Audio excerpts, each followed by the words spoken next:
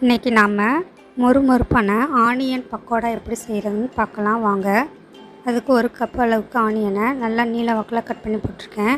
கொஞ்சோண்டு கருவேப்பிலை, கொஞ்சோண்டு பச்சை மிளகா, ஒரு 1/4 டீஸ்பூன் அளவுக்கு மிளகாய்த்தூள், தேவையான அளவுக்கு உப்பு, 1/2 கப்பு கடலை மாவு,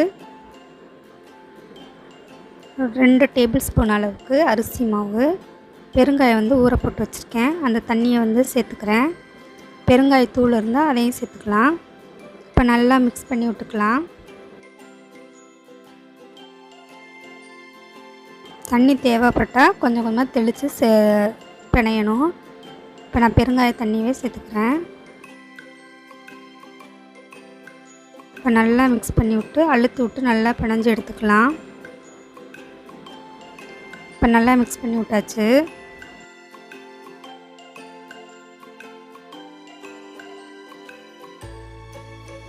ஒரு 2 டேபிள் ஸ்பூன் அளவுக்கு சூடான எண்ணெய் சேர்த்து விட்டுக்கலாம். அதையும் நல்லா மிக்ஸ் பண்ணி வைக்குவோம். இதை நல்லா மிக்ஸ் பண்ணி விட்டுட்டு எண்ணெயை சூடு பண்ணி பொரிச்சு எடுத்தால் நம்மளுடைய பக்கோடா ரெடி ஆகிடும். இப்போ எண்ணெய் ஹீட் ஆகிடுச்சு. இப்போ அந்த பக்கோடாவை பொரிச்சு எடுத்துக்கலாம். மாவு இந்த மாதிரி உதிரி உதிரியாக போட்டு எடுத்துக்கணும். பால் மாதிரி செஞ்சு போட்டு பொரிச்சிக்கலாம். இந்த மாதிரி செஞ்சால் இன்னும் நல்லா சீக்கிரம் வேகும், நல்லா கிறிஸ்பியாகவும் இருக்கும்.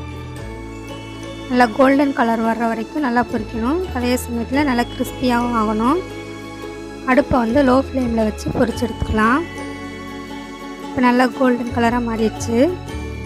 இப்போ நம்ம எடுத்துக்கலாம். அடுப்பை லோ ஃப்ளேம்லேயே வச்சு பொரிக்கணும்.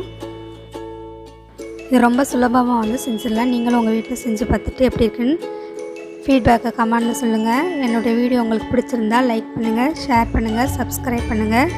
கூடவே பெல் ஐக்கானை கிளிக் பண்ணுங்கள். நம்மளுடைய பக்கோடா ரெடி ஆகிடுச்சு.